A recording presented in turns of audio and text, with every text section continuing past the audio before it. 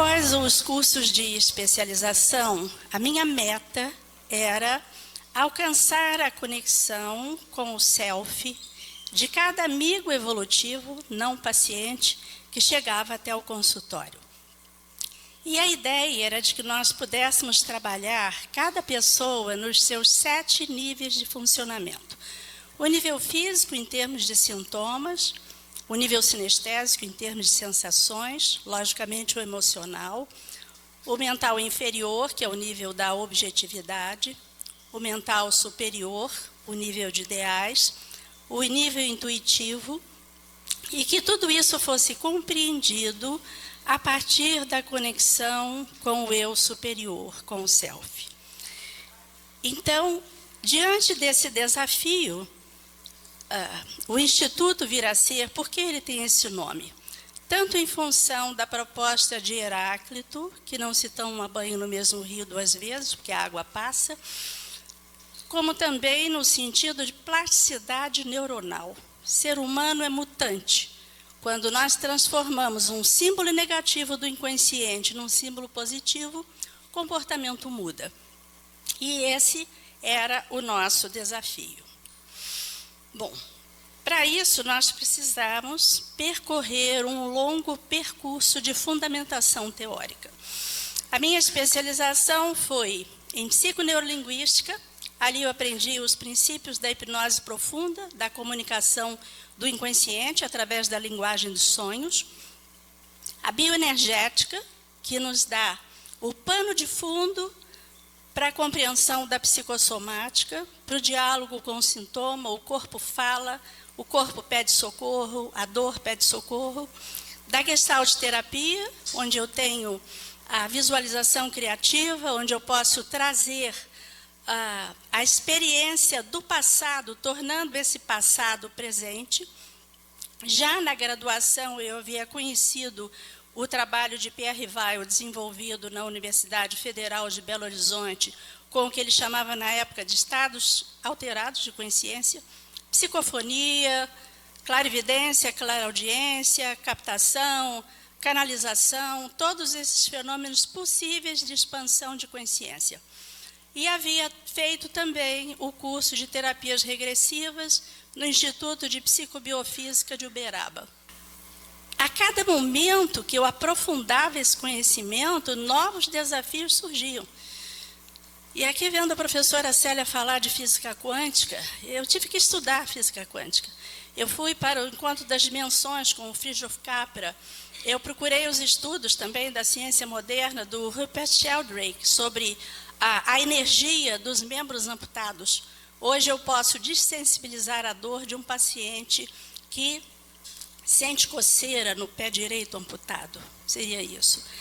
Mas quando eu mergulhei na física quântica, voltei à filosofia, gente. Voltei a Heráclito, voltei ao pensamento, à maiêutica socrática, de extrair um conhecimento de dentro da mente do ser humano, por todas as suas vivências, e conforme eu aprofundei isso, eu fui fazer um estudo comparado das tradições religiosas, principalmente aquelas que falam sobre pré-existência. Eu estudei os livros do Espiritismo no Brasil, eu estudei todos os livros das filosofias orientais, aquilo que pudesse, como a Célia estava dizendo, o cientista procura Deus, não é assim? Eu estava procurando Deus dentro de cada amigo evolutivo que eu fosse atender. Então, até chegar a um conceito, a 2 conceitos importantes. Um é o conceito de vazio fértil, onde tudo se cria. E só quando nós esvaziamos a nossa mente, nós conseguimos acessar esse nível de informações. E eu falo isso como sensitiva, porque eu sou sensitiva. E o outro conceito é de causação descendente. Então, muitos dos gráficos que vocês vão ver aqui foram canalizados nesses 38 anos. A partir de um princípio, eu intuo, eu trago isso para o nível da consciência, avalio se tem coerência interna, eu trago para o sentimento, se o sentimento é positivo, eu trago para a sensação como impulso e coloco em prática. essa é a nova maneira de estudarmos, através de insight. Bom, Pierre Weil, eu estava ouvindo aqui a fala da Célia, quando ela se refere ao que cada um de nós percebe. Pierre Weil cunhou uma fórmula matemática que diz o seguinte: a percepção da realidade depende do estado de consciência em que cada pessoa se encontra. E aqui eu quero deixar um recado muito importante para os pesquisadores e para os profissionais de saúde mental. Se um cliente me procura e eu tenho um enquadre dentro da minha percepção, que é desse tamanho, se ele traz alguma coisa fora da minha percepção, do meu conhecimento científico, eu vou dizer que esse paciente surtou e vou internar. E quantos sensitivos que têm mente ampliada, na faixa de 10 elevado a 30, 10 elevado a 50 angstroms, estão internados porque são sensitivos. E porque suas percepções estão muito além da percepção do profissional de saúde que dá o diagnóstico. Bom, o que são pessoas altamente sensíveis? Nós temos aqui a definição da Elaine Aron, que mostra que o sensitivo, o empata, é capaz de captar informações do cérebro de outra pessoa. Eu uso isso na prática, é a captação psíquica. Sérgio Felipe de Oliveira pesquisou glândula pineal e descobriu que sensitivos têm mais cristais de apatita na glândula pineal, são transcomunicadores interdimensionais. E no nosso instituto, a partir de um banco de dados de mais de 3.000 clientes atendidos, nós constatamos isso, que a pessoa sensitiva, quando induzida a um estado de transe, a um estado de ampliação de consciência, pode captar imagens, sons e sensações do inconsciente de paciente.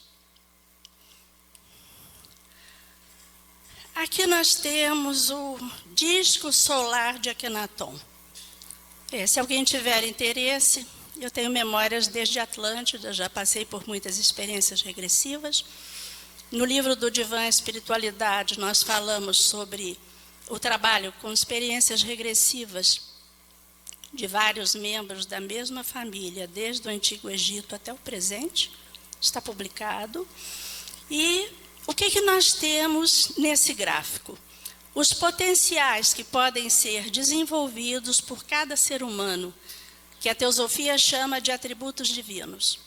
Vontade, sabedoria, amor, paz, equilíbrio, fé e compaixão. E os estados de consciência, segundo o sistema glandular, cada glândula corresponde a um estado de consciência e os conflitos que podem ser vivenciados por cada pessoa em cada estado de consciência. No nível material, do desejo material, o conflito entre ter e não ter. No nível sexual, o conflito entre prazer e desprazer. No nível esplênico, no chakra esplênico, o desejo de poder, mandar e obedecer. No chakra cardíaco, apego e desapego. No chakra laríngeo, os conflitos entre certo e errado. No nível da hipófise, o nível intuitivo, os conflitos entre vaidade e simplicidade.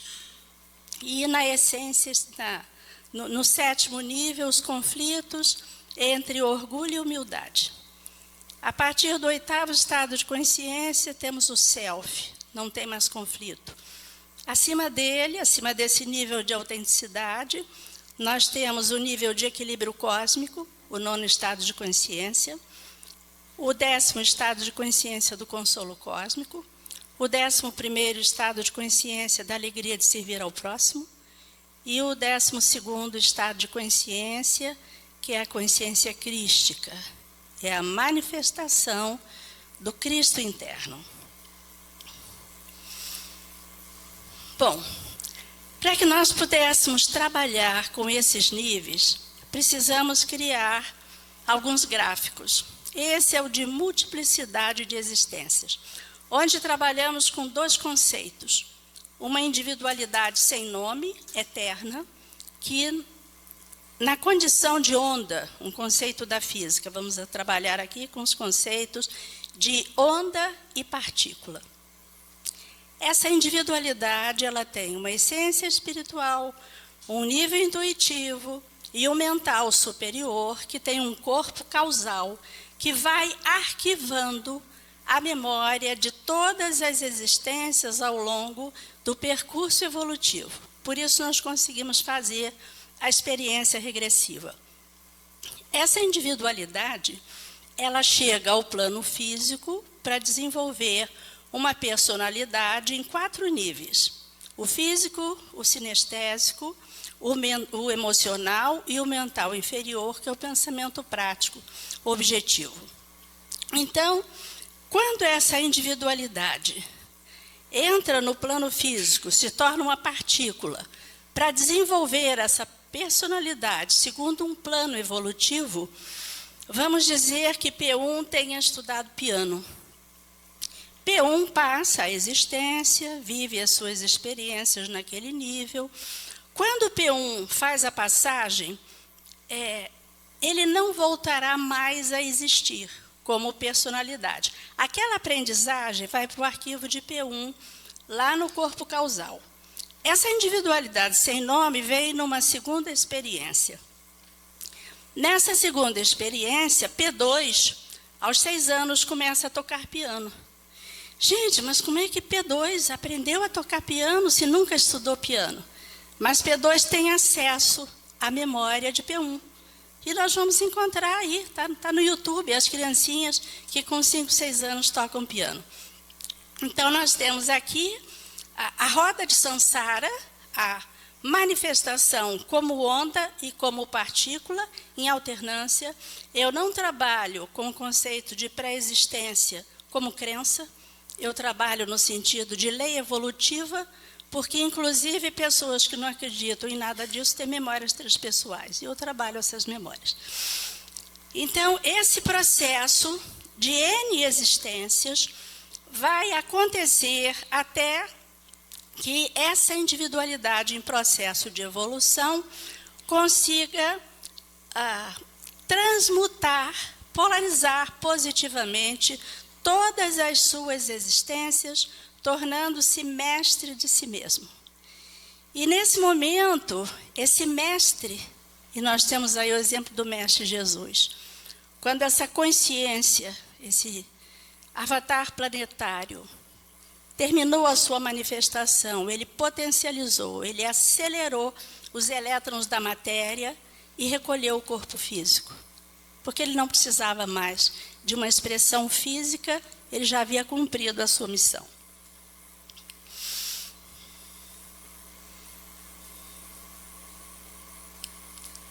Bom, na minha busca, a cada nova indagação, eu tinha que criar um gráfico que me permitisse explicar. O que nós temos ali?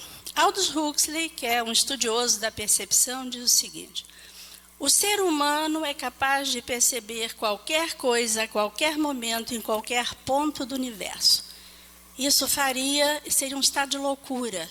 Nós não daríamos conta. Então, existe o afunilamento, né? Essa antena, ela passa através dos mecanismos defensivos do ego e se reduz a um consciente que, dado aqui os nossos estudos, nós situamos em torno de 14% de percepção, isso vem aumentando.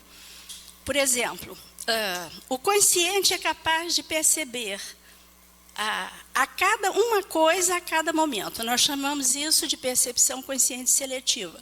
Vocês estão olhando os slides. Mas, ao mesmo tempo, vocês estão percebendo a temperatura do ar, o contato do corpo com a cadeira. O inconsciente percebe tudo. Então, o que nós temos ali no campo do inconsciente, que corresponde a 86% com percepção inconsciente simultânea. Nós temos um feixe de eus. Então, temos ali a representação de um eu amoroso, de um eu pacífico, memórias de infância, memórias transpessoais, memórias de adolescência, e vamos ter 3 níveis de conflito. Vamos dizer que aquela raiva ali queira se expressar, mas essa mesma pessoa tem um lado pacífico, que diz, não, peraí, eu não vou brigar, deixa para lá. Vamos dialogar, vamos fazer as pazes. No consciente vai aparecer a dúvida. Brigo ou faço as pazes? O outro nível de conflito é quando esse impulso negativo quer se expressar e o consciente diz, mas isso não é educado, então não podemos fazer isso. Então, entram os mecanismos defensivos de recalque, repressão e etc. E o outro nível, para espanto de vocês, gente, quando essas N partes dentro de uma pessoa brigam com N partes dentro de uma outra pessoa. Quando eu trabalho conflito entre casais, eu situo 9 partes de cada lado, que entrando em análise combinatória dão 81 possibilidades de atrito conjugal. Gostaram? Pois é, bem interessante. Ou então, imagina essas N partes brigando com N partes de outras pessoas no Facebook. Alguém aqui já viu isso? É a crise civilizatória. Porque, segundo nós estudamos na linguística, palavras são gatilhos que disparam emoções e sensações. Então, a pessoa A fala, vai bater no baú emocional de B, B reage, vai bater no baú emocional de A, e é desse modo que surgem as guerras, no coração de cada ser humano. E aí, então, chegamos, né? Manel está aqui, gratidão, lembranças de 2012, lá na Lubrate, em Portugal. Eu quero contar um pouquinho da história dessa matriz evolutiva. Eu estava estudando os níveis de consciência. E aí tocou a campainha do consultório, habitualmente eu trabalhava sozinha, abri a porta, era um rapaz. Doutora Sueli, eu trouxe esse livrinho aqui de presente para a senhora. Eu não conhecia o rapaz. Quando ele me mostrou o livrinho, tinha as cores, segundo a teosofia dos atributos divinos. Quando eu encaixei nos estados de consciência que eu estava estudando, fechou. Completou 49 etapas evolutivas, que não são existências. Podemos ficar marcando passo numa mesma existência. Daquele congresso, em 2012, eu mostrei essa matriz evolutiva ao Mário Simões, que é da Lubrate de Portugal. Ele disse assim, Sueli, se a humanidade apenas cumprir a mudança nesse primeiro estado de consciência, o planeta muda. Então, vamos imaginar isso aqui agora. Usar os recursos materiais segundo a vontade divina. Usar os recursos materiais com sabedoria, com amor. Usar os recursos materiais para fins pacíficos. Adeus guerras. Usar os recursos materiais com um equilíbrio, não agredindo o planeta enquanto consciência. Usar os recursos materiais com fé e com misericórdia, compartilhando. Então, eu vou pedir a alguém que me diga o número de 1 a 49. 7. Deixa eu ler aqui, que de cor eu não lembro. 7. Usar os recursos materiais com misericórdia. E eu chamo a atenção, como linguista, para os verbos dessa matriz evolutiva. Usar no primeiro estado de consciência, no segundo, no terceiro, até descobrir o verbo amar. E a partir daí pensar, intuir e exercer os atributos divinos, alcançando mestria. Então, depois desse percurso da matriz, o que nós utilizamos? Quais são os recursos que nós utilizamos nessa metodologia? A visualização criativa da Gestalt terapia. Segundo Jean-Yves Leloup, nós vamos trabalhar a reorganização do imaginário do ser humano, polarizando positivamente. As técnicas regressivas, de regressão à infância, ao nascimento, vida intrauterina, já encontrei causa de epilepsia em vida intrauterina, e as memórias transpessoais, que nós não vamos falar em vidas passadas, mas numa única vida eterna que se manifesta através de diferentes existências. Com esse objetivo de que, quando nós encontramos crenças autolimitantes e nós transformamos os símbolos inconscientes negativos em símbolos positivos, o comportamento muda. Nós não vamos ficar falando sobre problemas de vida. Nós vamos trabalhar o resgate da essência do ser humano, que tem toda a sabedoria necessária para a mudança da sua relação com a vida. E agora vamos falar da prática. Eu espero que vocês tenham coração para ouvir essas coisas, porque essas experiências, elas ficam escritas no livro da vida. Não estão nos livros que nós publicamos. O que nós temos aqui, nesse caso clínico, de memórias de laços familiares transgeracionais? As linhas retas com as setinhas se relacionam à descendência consanguínea, à relação de parentesco. As linhas arredondadas mostram o retorno de uma mesma individualidade a uma nova personalidade.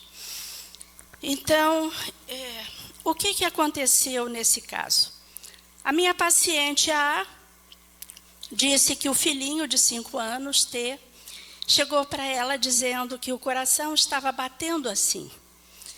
Eu induzi a um estado de transe, ela é bastante sensitiva, e ela percebeu a tia P, que é cardiopata, achando que ia fazer a passagem e se encontrar com a mãe e a irmã que já haviam desencarnado. Acalmamos o inconsciente de P, explicando a P, porque já tínhamos feito isso em outras regressões anteriores, e sabíamos que a paciente A era retorno da tia Z. Mas aí colocamos para a tia P que ela não iria se encontrar, porque essas individualidades já estavam no plano físico outra vez. Quantas vezes nós sentimos saudade de alguém que está ao nosso lado com uma nova roupa e não percebemos o retorno? Então, acalmada a tia P, eu comecei a trabalhar com A alguns componentes dessa memória. Qual era a história da tia Z? Tia Z era funcionária pública, arrimo de família, a mãe viúva, o pai havia falecido há 1 ano, e apareceu um pretendente, não era namorado dela. Isso nos anos 30, ele sofria de tuberculose, estava em estado terminal, mas ele tinha um sentimento de posse em relação a ela. Então ele ameaçou que se ela não fosse se encontrar com ele, que ele iria fazer mal ao filho dela, o irmão dela, que era pequeno ainda. E ela foi a esse encontro. Ele marcou o encontro numa praça, um carro parado, foi à padaria, comprou uma garrafa de guaraná, colocou veneno, induziu que ela entrasse no carro, inclusive quebrou um dente, forçou que ela tomasse o veneno, tomou também, e os 2 morreram e foram encontrados ali. E nos anos 30, era comum os velórios serem feitos dentro de casa. E as pessoas maledicentes iam lá por curiosidade. E sentadas no velório, e no plano extrafísico, olhando aquilo, percebia a maledicência, que diziam que ela havia se suicidado porque estava grávida, e não era verdade. E a indignação dela. E a preocupação de querer voltar para casa e não poder, porque ela ajudava a mãe a criar os irmãos menores. E quando nós buscamos, através dela, trabalhar o inconsciente do pequeno T, o pequeno T apresenta uma abertura interatrial de 4 milímetros, que se espera que feche com o tempo. É até um sintoma frequente. Mas o que T diz sobre isso? Através da mãe A. Que quando uma mãe perde um filho, é como se perdesse um pedacinho do coração. Por isso ele tem uma abertura interatrial. Então, nós trabalhamos tudo isso. Eu diria que foi o caso clínico com maior intensidade emocional que eu já trabalhei na minha vida. Foi muito forte. Haja coração. E esse outro caso clínico. D fazia parte do nosso grupo presencial do Carrossel de Luz. Carrossel de Luz porque as pessoas circulam, elas entram nesse nível de humanidade, elas não têm obrigatoriedade de estarem ali, são pacientes que vão em busca da compreensão do conteúdo espiritual, dos seus sintomas, e a elevação de consciência. Então, por isso, recebeu esse nome de Carrossel. E D ia fazer uma substituição de válvula mitral aos 83 anos de idade. E eu ia aplicar a técnica de pré-indução hipnótica para medos imaginários de cirurgia. Induzi o relaxamento e, em estado de transe, D começou a dizer: estou sorridente. Sinto saudades por deixá-los, pela separação. Mas o coração já não funcionava bem por causa da idade. Tenho compaixão e serenidade. Compreendo que é necessário deixá-los. Agradeço pelo tempo em que convivi e me despeço com paz e tranquilidade. Era necessário. Estou tranquilo. Tenho fé e estou entregue a Deus. Entregue ao resultado nas mãos de Deus. Estou tranquilo. Tudo correu bem. Tenho fé e sigo.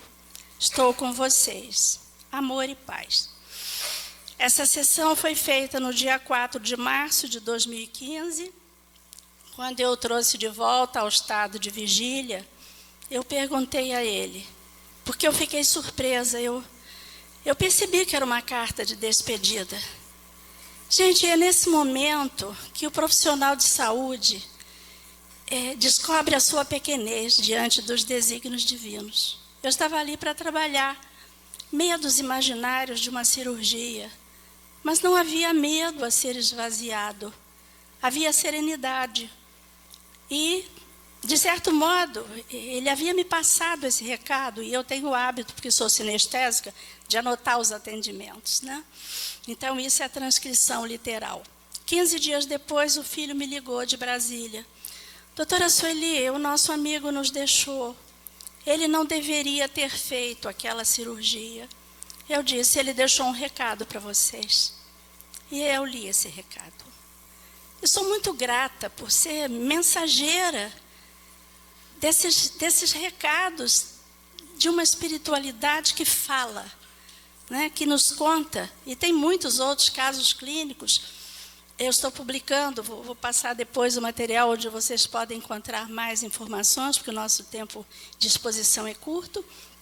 Mas muitos outros casos de gladiadores em circo romano que não fazem vínculos afetivos, porque filho de escravo é vendido, né? E os reencontros no tempo em que a cidadã romana, com tanto orgulho da sua cidadania, depois se converte ao cristianismo e, durante a luta, esse gladiador, que é propriedade dela, também convertido ao cristianismo, se deixa matar, porque aquele foi o momento dele de libertação.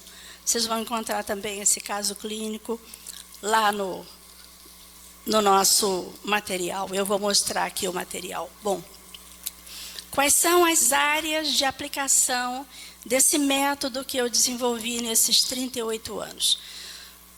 Nós vamos trabalhar a reprogramação de infância, nascimento, vida intrauterina, porque não basta acessar a informação, é preciso sair daquele padrão. Identificação de potencial, de missão, uma série de funções, por exemplo, as 4 funções psíquicas. Ser humano tem 5 sentidos? Não, tem 7. Visão, audição, olfato, tato, paladar, intuição e transcendência. No mínimo 7 sentidos. E nós aplicamos essa técnica das 4 funções psíquicas de forma gráfica e matemática, mostrando se a pessoa usa mais a objetividade, o diálogo, a sua função de transcendência ou o lazer. É uma técnica que nos dá o equilíbrio psíquico de cada pessoa. Nós podemos trabalhar também a redução ou eliminação de doenças psicossomáticas, a dessensibilização da dor fantasma de pacientes amputados. Rupert Sheldrake fala sobre isso. Os cães não passam pelo campo eletromagnético da perna, que não existe mais, porque ali tem uma perna energética. Então, quando eu dessensibilizo isso, eu preciso reduzir a percepção do inconsciente ao coto que sobrou e também preparar que numa próxima existência vai precisar da inteireza da energia, porque vai ter uma nova perna. Porque também existem os casos em que a pessoa tem a parte física, mas a parte energética está recolhida por causa de uma memória transpessoal. Nós trabalhamos essa pré-indução para situações novas, né, de cirurgias, de situações, aposentadoria ou apresentações, etc. Prevenção ao suicídio. Nós criamos uma situação hipotética de passagem, uma técnica de choque para levar o inconsciente a reagir e dar o percurso de solução. Podemos trabalhar também a técnica ao jardim com a despedida de entes queridos. Não precisamos nem pressupor que aquele ente querido está ali numa transcomunicação, mas fazemos o fechamento para a pessoa que está do lado de cá. E a reconexão com o eu superior através da técnica A Gruta do Coração, onde nós fazemos a elevação da consciência até a conexão com o eu superior, descobrindo missão de vida e etc. Bom, aqui eu vou colocar rapidamente alguns dos nossos trabalhos. Meu canal no YouTube tem mais de 100 vídeos, meio artesanal, né, pela falta de um conhecimento profundo da informática, mas ali tem bastante material, vocês podem acessar. A última live que eu publiquei tem cerca de um mês, com o título Psicologia com Alma. Porque se psique é alma, como é que nós podemos fazer uma psicologia laica sem alma? Vamos jogar fora a criança com a água do banho, não é isso? Então, vocês podem encontrar também as lives que nós fizemos em parceria com a TV 7 da Paraíba. Tem bastante material, inclusive para quem faz parte de instituição de acolhimento fraterno. Ali tem bastante informações sobre como lidar com essas percepções, integrando psicologia e espiritualidade. Aqui estão os nossos livros, eu não trouxe, tá? 3 deles são e-books. No primeiro livro do Divã Espiritualidade, eu falo sobre o trabalho de terapias regressivas com várias pessoas da mesma família, desde o Antigo Egito até o presente. No e-book do Carrossel de Luz, tem todos os textos que nós recolhemos, estudamos, alguns de minha autoria e de outros autores também, para a compreensão da espiritualidade humana. Isso também está publicado no blog do Carrossel de Luz. No livro de Linguística, nós trabalhamos com os conceitos da gramática transformacional de Noam Chomsky, como nós podemos, através da mudança de verbos, transformar uma situação, evento, que é um rótulo, é uma paralisação do ser humano, num processo de restauração da vida, de todo o movimento, e da polarização positiva das emoções. E no livro de poesia, gente, porque ninguém é de ferro para lidar com tudo isso. Então, essas emoções... Tem poesia publicada depois do último atendimento de um paciente terminal com câncer, que é a poesia Conflito. Tem a poesia para que fazer terapia?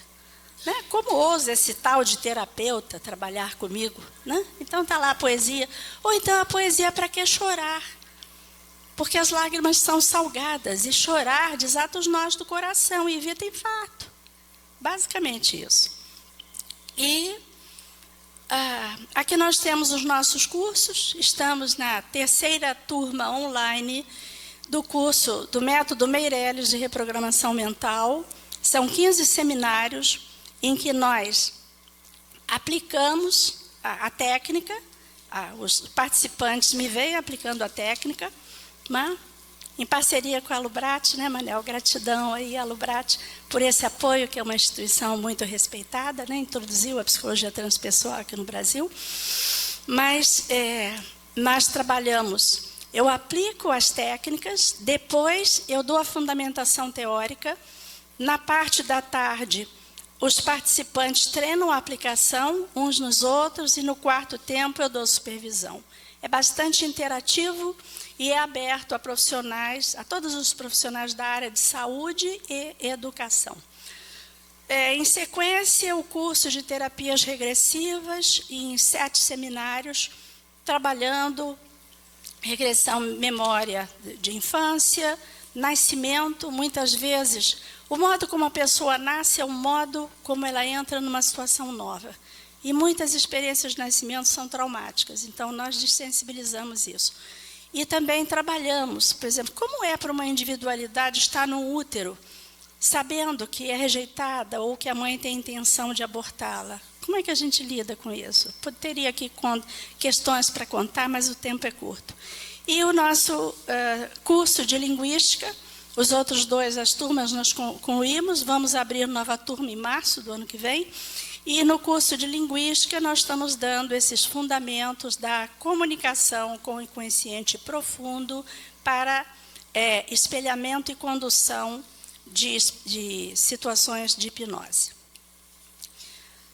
Vocês vão encontrar o nosso site, o Instituto Vir a Ser. Lá tem uma entrevista dada a um jornalista da Veja sobre o estigma da loucura, em que eu falo exatamente sobre o tamanho do nosso enquadre, que se nós não tivermos um enquadre amplo e se nós não passarmos, principalmente por essa experiência de vivenciar o transpessoal, como é que eu vou poder acompanhar alguém, ser guia turístico do inconsciente profundo de um lugar que eu não conheço?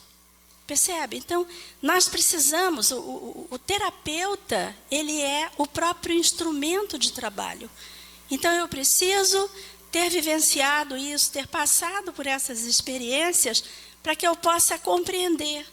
Quando um cliente diz assim, olha, eu estou no 11º estado de consciência da alegria de servir ao próximo. Eu confesso que eu ainda não fui lá, ainda não acessei, mas eu sei que esse estado de consciência existe. E essa pessoa nos traz informações. No meu blog pessoal, eu falo sobre questões evolutivas da atualidade dentro de um enfoque espiritual.